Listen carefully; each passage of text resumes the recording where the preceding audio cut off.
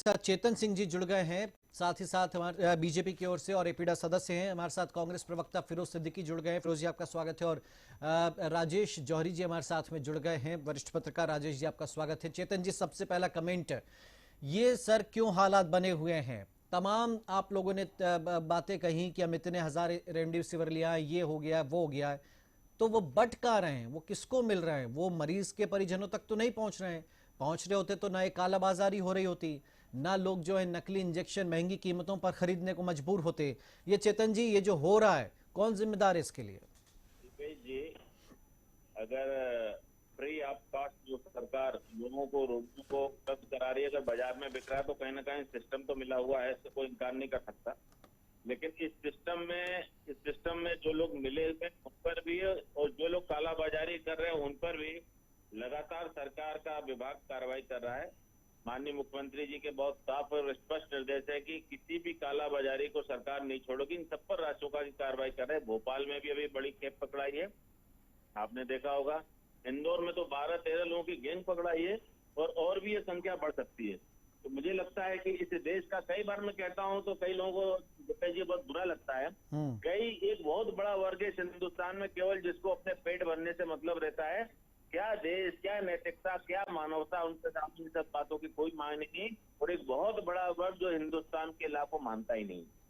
एक बड़ी कमी और है, मैं हमेशा कहता हूं, आज फिर से कह रहा हूं, और सरकार को समय रहते इसमें सोचना चाहिए कि क्या कालाबाजारी, क्या जमाखोरी, क्या मिलावट, क्या इन सब पर हम कोई सख्त कानून क्यों नहीं बनाते? आखिर सरकारें क्यों सोती रहती हैं? सेंट्रल से लेकर के स्टेट तक की सरकारों के लिए ये एक प्रश्न बना हुआ है कि हमारे संविधान में जिन लोगों ने इस संविधान को तार तार किया, जिन लोगों ने संविधान में सारी कमजोरियां की, समय रहते हमको ठीक करना चाहिए। और मुझे लगता है कि अब इन सब चीजों को ठीक करने का वक्त आ गया है। हम हमारे लोगों के प्राणों की रक्षा नहीं कर पा रहे हैं, और जो जीवन रक्षक दवाएं हैं, इंजेक्शन है, उन चीजों की कालाबाजारी हो रही, तो कहीं ना कहीं हमारी सरकारें भी बदनाम होती हैं, हमारी पार्टी भी बदनाम हो रही है। इन सब चीजों पर जो हम रोक लगा रहे हैं, मुझे लगता है रोक नाकाफी है। इस पर सरकार को और तत्काल गंभीरता के साथ विचार करना चाहिए, और इस प्रकार का काम करना चाहिए कि जनता में एक मैसेज जाए, और इस तरह का जो कृत्य करते हैं उनमें भय उत्पन्न हो। भय बिन हो तो न प्रीत पराई। जब तक कानून का भय नहीं होगा, हमारी व्यवस्थाएं बनाने के बाद भी यूं ही मरती रहेंगी। इन सब के बावजूद मैं जरूर कहना चाहूंगा कि विगत 72 घंटों से सरकार ने बहुत व्यापक स्तर पर छापेमारी की है, व्यापक स्तर पर कार्रवाई की है। और मेरे मित्र फिरोज जी जुड़े हैं, मैं उनसे भी निवेदन करूंगा कि हर चीज में राजनीति मत देखिए। मैं अभी पंजाब का मामला इसीलिए नहीं ले रहा हूं क्योंकि चर्चा आज मध्य प्रदेश पर है। पंजाब के भाखड़ा नांगल में हजारों हजार रेमडेसिविर इंजेक्शन बहाए हुए जा रहे हैं, और लोगों ने उसको गिरफ्तार भी किया है, लोगों ने जब्त भी किया है, और कुछ लोग उसकी गिरफ्तारी भी हुए।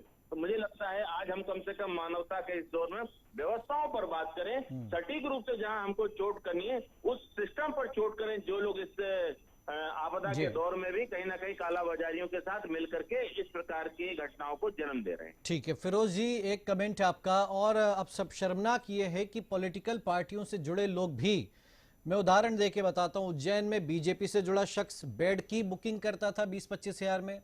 फिरोज जी, इंदौर में एक कांग्रेस का नेता 7,000 रुपए में ऑक्सीमीटर बेच रहा था, 1,000 रुपए की कीमत वाला। दिल्ली में आम आदमी पार्टी का विधायक, वो 500 ऑक्सीजन सिलेंडर धरकर बैठा है। ऐसी कालाबाजारी और तमाम ये जो हालात हैं, ये क्या है फिरोज जी? ये क्यों हो रहे हैं ऐसे हालात? ये जो ये सभ्य लोग हैं, पढ़े लिखे हैं, पैसे वाले हैं, यही इस तरह के हालात पैदा कर रहे हैं कि रेमडेसिविर जिसको मिल सकता है, पहुंच सकता है, उस तक पहुंचने नहीं दिया जा रहा है। क्यों ऐसा हो रहा है फिरोज जी? देखिए, ऐसा है, मैंने फिर कहा कि सरकार देर आई, अभी पूरी दुरुस्त नहीं आई, लेकिन आई है, रास्ते पे आई है। हम तो कब से शिकायतें कर रहे हैं कि ये रेमडेसिविर नहीं मिल रहा है लोगों को। मुझे तो एक भी रेमडेसिविर ऐसा था जो जिन जिन अधिकारियों के नंबर दिए गए थे उनमें से किसी का भी रेमडेसिविर आज तक उन अधिकारियों में से किसी ने भी मुहैया नहीं कराया। ये स्थिति है। उज्जैन की जो हमारा कांग्रेस का यदि नेता है, वो इंदौर में पकड़ो उसको, उसके खिलाफ रासुका लगाओ और बंद करो। कांग्रेस पार्टी मांग करती है। ऐसा कोई आदमी कांग्रेस का कार्यकर्ता नहीं हो सकता जो इस तरीके के काम करता है। अब अगर वो 60,000 में बेच रहा था, क्या कर रहा था, जो सरकार को जांच करना चाहिए और उसको बंद करना चाहिए। और उज्जैन की घटना का जहां तक सवाल है, वो मंत्री जी से जुड़ा हुआ है, उस आदमी को उठाओ, रासुका में बंद करो, मंत्री जी से इस्तीफा रखवाओ तत्काल कि आप इस्तीफा रखिए, आप काम के लायक नहीं है, आप मंत्री रहने लायक नहीं है। तो डॉक्टर मोहन यादव से इस्तीफा रखवा ले शिवराज जी। देखिए, सख्त कदम अगर उठाना है तो फिर सख्त कदम उठाइए, फिर ये नहीं चलेगा कि अरे ये मंत्री है तो इसको छोड़ दो, ये विधायक है तो इसको छोड़ दो। इस तरीके से काम नहीं होगा। मैं तो साफ कहता हूँ कि लोगों की जान से जो लोग खिलवाड़ कर रहे हैं उनके खिलाफ सख्त कार्रवाई होना चाहिए। जो नहीं, कार्रवाई की बात फिरोज जी, रासुका लगा दी सरकार ने, और क्या करे? मंत्री जी को क्यों छोड़ दिया? नहीं, मंत्री जी, अब ये मंत्री देखिए, राहुल गांधी के संग फोटो इंदौर में जो कांग्रेस का कार्यकर्ता है, सुनिए, नहीं बात सुनिए, मंत्री जी आप कह रहे मंत्री, राहुल गांधी के संग फोटो उस कार्यकर्ता की जो इंदौर में 7,000 में ऑक्सीमीटर बेच रहा था, तो क्या करें राहुल गांधी के साथ फिर? ये बताइए। नहीं, राहुल गांधी से मतलब नहीं है। हाँ, फिर सरकार में क्या वहाँ ये वो डॉक्टर को हटाया गया, किसके कहने पे हटवाया गया ये डॉक्टर को? वहाँ जब डॉक्टर ने शिकायत की कि 25-30 हजार रुपए में ये बेड पे कब्जा कर लेता है, तो क्या मंत्री जी को बचाना है? तो फिर काहे की कार्रवाई? फिर क्यों परेशान हो और क्यों आप कार्यक्रम करा रहे हो? ये नहीं, इंदौर में देखिए, इंदौर में आपकी पार्टी के नेताओं ने क्या बोला, बोले मंत्री के बेटे वहां पर इंजेक्शन की काला। अब इस तरीके के अगर आरोप लगने लगेंगे तो मामला पूरा फिर सियासत में उलझ जाएगा। नहीं, क्यों सियासत में उलझ जाएगा भाई? मंत्री जी आप सबूत लाएं, आपने सबूत दिए किसी ने कोई? आप ये बताइए, आपने जांच खड़ी की मंत्री जी के खिलाफ? नहीं, आप किसी पे भी अगर आरोप लगा देंगे तो जरूर थोड़ी ना उसके खिलाफ जांच शुरू कर दी जाए। कल को वो आपकी पार्टी के बड़े लीडर्स पे आरोप लगा देंगे तो आप बोलेंगे कि हाँ भाई जांच करवाई जाए। आप क्यों परेशान है भाई? जो हो रहा है वो होने दीजिए। मैं बात ये कह रहा हूं कि हम अननेसेसरी, देखिए क्या हुआ फिरोज जी, इसी राजनीति में गुजरात में नकली इंजेक्शन बनाने की फैक्ट्री लग जाती है, वहां पर नमक शक्कर का घोल बना करके वो 20-20 हजार में बेच रहे हैं, किसी का ध्यान नहीं है। क्योंकि हम लोग हमारा उद्देश्य सिर्फ ये है कि मंत्री पर कार्रवाई हो जाए, हमारा उद्देश्य ये कि ऐसा हो। लेकिन ये सवाल आप लोग नहीं उठा रहे, आपको पता ही नहीं होगा कि तमाम जगहों पर रासुका लग गई, लेकिन भोपाल में जो आरोपी पकड़े गए उन पर रासुका नहीं लगी अब तक। कांग्रेस, यही तो हम कह रहे हैं कि कांग्रेस है कहां, मजबूत विपक्ष के तौर पर दिखती नहीं है। आप केवल मंत्री और वो जो चेहरा सामने आ गया उसके पीछे पड़े रहते हैं। जी ये बताइए जिम्मेदारी किसकी है? इसीलिए तो हम सवाल उठा रहे हैं, इसीलिए हम चेतन जी को जोड़े हैं, इसीलिए हम पूछ रहे हैं कि भाई वो रासुका क्यों नहीं लगी भोपाल में अब तक आरोपियों पर? नहीं, तो हम तो कह रहे हैं ना कि रासुका लगाइए। नकली जो दवाएं बेचने वाले हैं उनके खिलाफ फांसी का कानून अटल बिहारी वाजपेयी की सरकार लाई थी, उनके खिलाफ उनको फांसी पे पहुंचना चाहिए, बिल्कुल तरीके से पहुंचना चाहिए। लेकिन अगर वहाँ इतने बड़े हेडलाइंस अखबारों में छपी है तो मंत्री जी से पूछा भी जाना चाहिए कि ये आपका जो, आप जिस विधानसभा क्षेत्र के विधायक हैं, आपके 25 से 30 हजार रुपए का बेड कैसे बिक रहा था, इसकी जवाबदारी जो उनसे ली जानी चाहिए। ठीक है, मैं चेतन जी से जवाब लूंगा। तो मैं राजेश जी, एक कमेंट आपका। आधी अधूरी हमारा भी कोई नेता है तो आप पकड़ो और उसको बंद करो अंदर।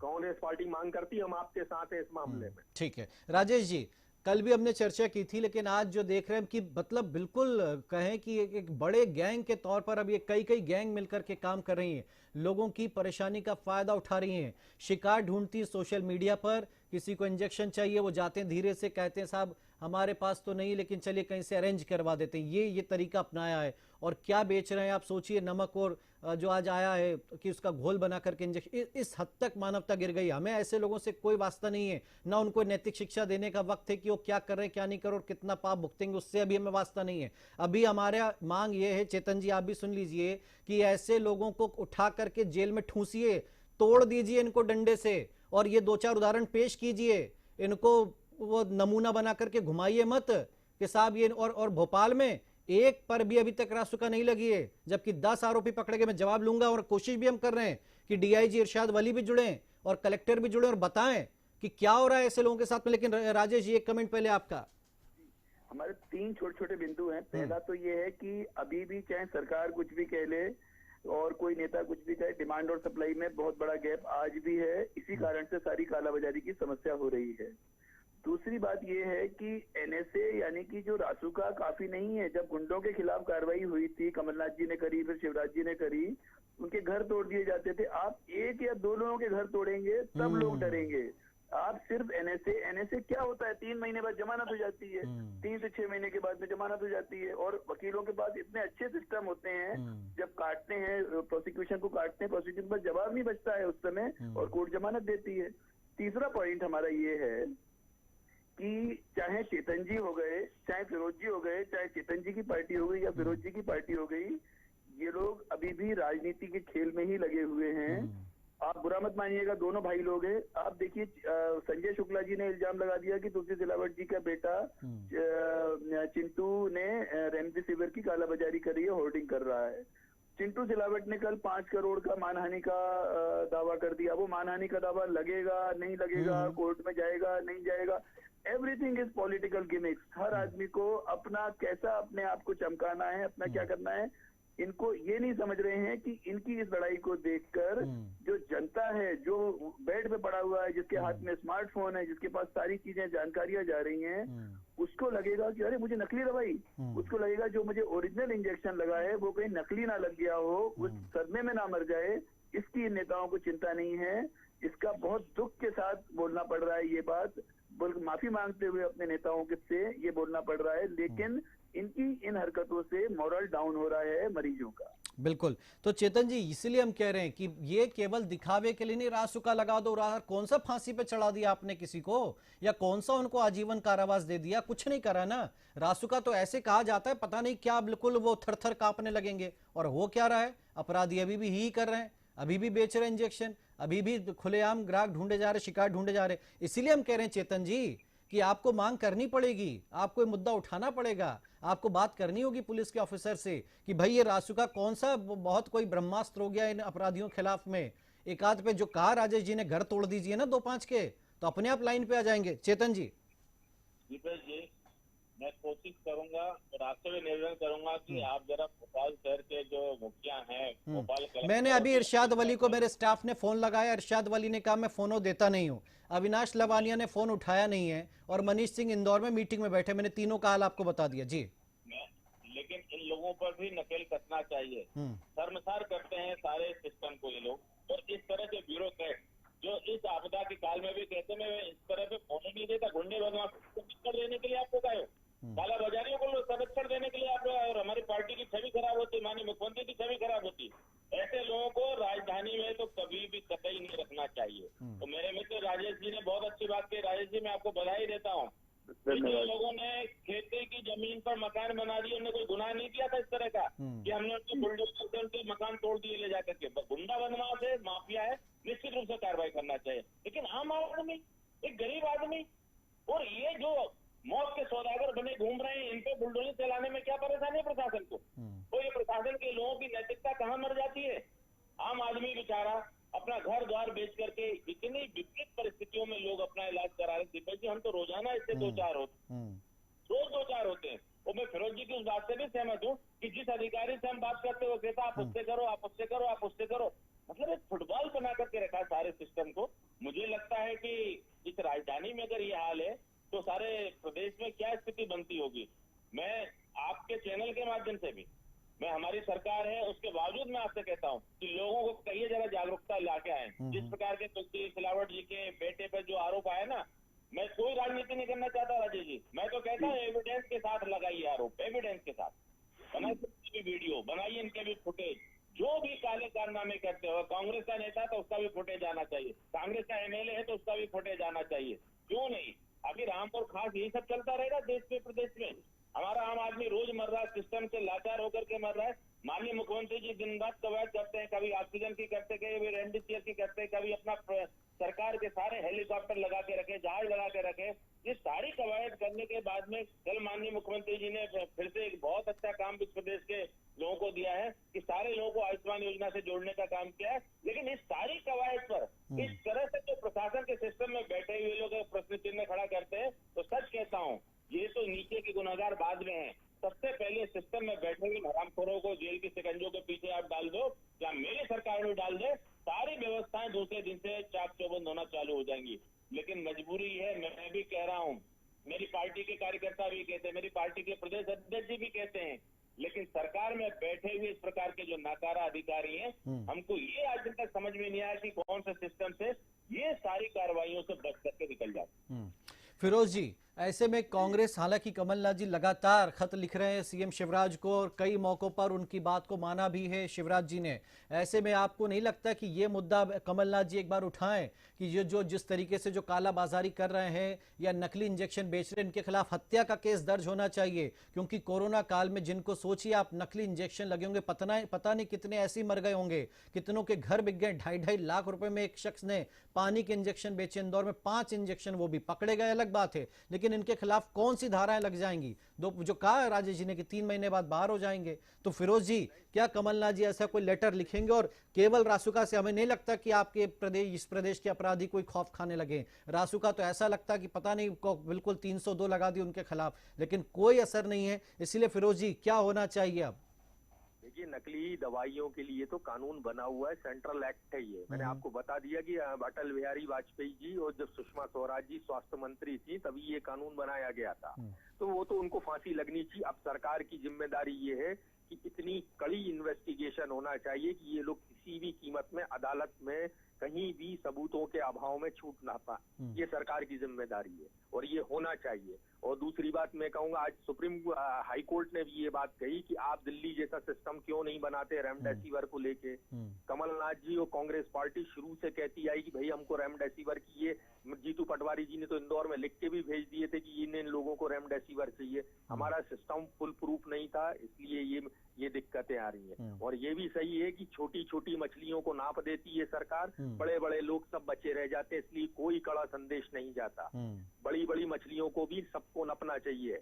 मैंने आपको उज्जैन का उदाहरण दिया है, उज्जैन का है, तमाम जितने लोग हैं, जहां जहां भी ये शिकायतें आ रही हैं, बड़े बड़े अधिकारियों को भी नापिए आप, तब जाके ये सिस्टम लाइन पे लगेगा। लोग बहुत बुरी तरीके से रोडों पे, मतलब सड़कों पे दवाओं के अभाव में लोगों की जान जा रही है। अगर हम ऐसे टाइम में भी मैं हूं या चेतन भाई हूं, हम अपनी अपनी पार्टी का पक्ष देख लें और ऐसे टाइम में भी लोगों के साथ नहीं खड़े हो, तो फिर हम हमारे हाथ से ही अपना गला घोंट रहे हैं। ये वो स्थितियां बन जाएंगी। इसलिए सबको तरीके से, और मैं मीडिया के भी लोगों को से कहता हूँ, ताकत से सामने आओ और सबसे सवाल करो, बिल्कुल खड़ा रखो। उसको मंत्री भी जवाब देगा, कलेक्टर भी जवाब देगा, कमिश्नर भी जवाब देगा। ये मीडिया को ताकत जनता ने दी है, वो भी जवाब देंगे कि ऐसा क्यों हो रहा है और ये क्या वजहें क्यों है। जवाब सिस्टम से लेना पड़ेगा। करोड़ों रुपए का चंदा, करोड़ों रुपए, अरबों रुपए जनता टैक्स देती है और इन लोगों को वेतन भत्ते मिलते हैं। तो ये वो जनता बेचारी बिना ऑक्सीजन के खत्म हो जाए, ये नहीं चल सकता। कौन 862 जो रेमडेसिविर थे उस पर किस पे, मैं आपसे सवाल करता हूँ, मुख्यमंत्री जी ने किसकी जिम्मेदारी तय की अभी तक? ना स्वास्थ्य मंत्री की जिम्मेदारी तय हुई, ना टीम की जिम्मेदारी तय हुई, ना सेक्रेटरी की, ना डायरेक्टर की, ना कमिश्नर की, किसी की नहीं हुई तय। क्यों पारदर्शिता नहीं है भाई सिस्टम में? क्यों होना चाहिए? रोज वेबसाइट पे आना चाहिए कि इतने इतने लोगों ने रेमडेसिविर मांगा था, ये डॉक्टर का प्रिस्क्रिप्शन है, ये रेमडेसिविर उनको डिलीवर हो गया। बिल्कुल, रोज आना चाहिए वेबसाइट, ताकि ये भी खुलासा हो कि वाकई किसको जरूरत है, किसको नहीं है। रेमडेसिविर से हम निकलेंगे, पता चला सिटी स्कैन के नाम पर बड़ा धंधा हो रहा है। अब बड़े बड़े डॉक्टर कह रहे हैं कि एक सिटी स्कैन, सोचिए आप कितने एक्सरे के रेडिएशन उसमें जाते हैं, कितने एक्सरों के बराबर। और यहाँ पर हर किसी की धड़ल्ले से, जिसको आज ये खुलासा हुआ है कि एक शख्स को कहा आप साहब सिटी स्कैन करवाइए, 40,000 की दवाइयां लिया है घबरा करके, अगले दिन उसने दूसरे के सिटी स्कैन कराया, उसकी रिपोर्ट नॉर्मल आई। तो इस सिटी स्कैन के नाम पर भी पता चला ऐसी कमाइयां बेतहाशा लूट। जी, एक चीज और कहूंगा मैं, एक चीज और कहूंगा मैं, एक मिनट, एक कमेंट। जी, सरकार को भी ये चाहिए कि ये जितने भी लोग धड़ल्ले से धंधा कर रहे हैं सिटी स्कैन का, सरकार को अपनी और 25-50 सिटी स्कैन मशीन खरीद के जगह जगह इंस्टॉल कर देना चाहिए। अभी ये भी मानिए कि तीसरी लहर भी आएगी, हम आज से तैयार रहे तीसरी लहर के लिए। किसी खुशफहमी में रहने की आवश्यकता नहीं है कि हम तीसरी लहर नहीं आएगी या केस कम हो रहे हैं या हम कोई जंग जीत रहे हैं। किसी खुशफहमी में रहने की, अगर कोई ये खुशफहमी में रहा फिरोज जी, तो उससे बड़ा मूर्ख कोई नहीं होगा। अगर जो आंखें मीचले और ये कहे कि दूसरी लहर तो गई और अब तो कोरोना गया, तो उससे बड़ा मूर्ख या धूर्त कोई नहीं होगा जो ये अब कहे। जी, आज से ही हर गाँव, मतलब हर जिले पे बिल्कुल व्यवस्था होनी चाहिए, सिटी स्कैन मशीन होनी चाहिए। भोपाल में अलग अलग जगहों पे सरकारी अस्पतालों के अलावा भी सिटी स्कैन की मशीन होना चाहिए। ठीक बात है। चलिए, एक लास्ट कमेंट राजेश जी आपसे, ये अभी भी क्या वो सिस्टम, देखिए वो जो आप कहते हैं कि महू के अस्पताल का जो उदाहरण आप देते हैं, ये हमें नहीं लगता कि इन हालातों में अभी वो कम से कम सरकार या वो जो प्रशासन है वो अंदर की तस्वीरें बाहर लाने की कोशिश करेगा। अभी तो केवल इतना हो जाए कि आप मरीज से कंफर्म कर लें या उसके परिजनों से कंफर्म कर लें कि हाँ भाई इंजेक्शन लग गया है, लेकिन उसके अलावा कितनी सख्त सजा होनी चाहिए ऐसे लोगों के खिलाफ, या कौन सा सूचना तंत्र। हालांकि पुलिस इस वक्त अच्छा काम कर रही है। इंदौर में जो शख्स पकड़ा गया ऑक्सीमीटर, एक एसआई ने ही पीड़ित बनकर के बात की थी और उस शख्स को पकड़ा जो इस तरह से कालाबाजारी कर रहे हैं। लेकिन और क्या किया जा सकता है, या कितनी क्या ऐसा कोई नमूना पेश करना होगा, उदाहरण देना होगा कि ये जो पैसा निकालने निकल गए सड़क पर गरीबों को लूटने या मजबूरों को लूटने, उन पर कुछ असर हो, उनको कुछ असर पड़े, ऐसी कौन सी कार्रवाई हो राजेश जी? सबसे पहली तो कार्रवाई, जैसे चेतन भाई और फिरोज भाई यानी कि बीजेपी और कांग्रेस ये दोनों हाथ मिला लें और ये बिल्कुल कसम खा लें कि अब हम एक दूसरे के खिलाफ एक भी कमेंट नहीं करेंगे जब तक तीसरी लहर भी खत्म ना हो जाए। पहली पॉइंट। दूसरा ये था कि अपने आपके ही प्रोग्राम में एक बार हमने बताया था जब कुशाभाऊ ठाकरे जी के 2 भतीजे चले गए, और आज भी सरकारी जो भी हॉस्पिटल कोविड सेंटर हैं उनमें सीटी स्कैन की व्यवस्था नहीं है और बाहर वो सीटी स्कैन करने जाने नहीं देते हैं। तो वो इंदौर महानगर है, इंदौर कमर्शियल कैपिटल है इस प्रदेश की, और यहाँ पर ये हाल है जो बड़े बड़े अस्पताल है सरकारी, तो बाकी जगहों पे क्या होगा, जो रिमोट एरियाज हैं उसका तो भगवान ही मालिक होगा। तीसरा पॉइंट ये है कि रेमडेसिविर जो है एक ऐसा चर्चित नाम हो गया है, हर कोई उसका बच्चा अनपढ़ आदमी भी उसका नाम जानने लगा है। लेकिन हमारे पास ICMR है, हमारे पास और भी रिसर्च यूनिवर्सिटीज है मेडिकल, वो ये क्यों नहीं देख रही है कि इसका कोई अल्टरनेट भी होना चाहिए जो सस्ता हो, जो आराम से उपलब्ध हो। क्योंकि आपको ध्यान होगा कि हाइड्रोक्सी क्लोरोक्विन फर्स्ट वेव में ऐसा माना जा रहा था कि रामबाण होगा उसका। आपको ध्यान होगा कि उसके लिए डोनाल्ड ट्रंप ने भारत को धमकी तक दे डाली थी कि मुझे चाहिए नहीं तो समझ लेना। तो आज हाइड्रोक्सी क्लोरोक्विन खत्म हो चुका, उसका कोई नाम ही नहीं ले रहा है। ऐसा हो सकता है कि 15 दिन बाद रेमडेसिविर का कोई नाम ही नहीं ठीक बात है कि नहीं। तो हमको हमारी जो मेडिकल, हमारे पास इतने अच्छे डॉक्टर्स है, इतने अच्छे एम्स हैं, रिसर्च इंस्टीट्यूट हैं, वो अपना काम करें और सस्ते अल्टरनेट बताएं जो जल्दी प्रोडक्शन हो जाए, क्योंकि तीसरी लहर भी आएगी, चौथी लहर भी आएगी और ये लहरों पे लहर चलती रहेंगी और लोग मरे नहीं, ये जिम्मेदारी सरकार की है। और इसलिए सरकार की ये पूरी जिम्मेदारी है कि हमको बेस्ट चीजों का अवेलेबल हो, और हर गांव लेवल पे अभी इन्होंने की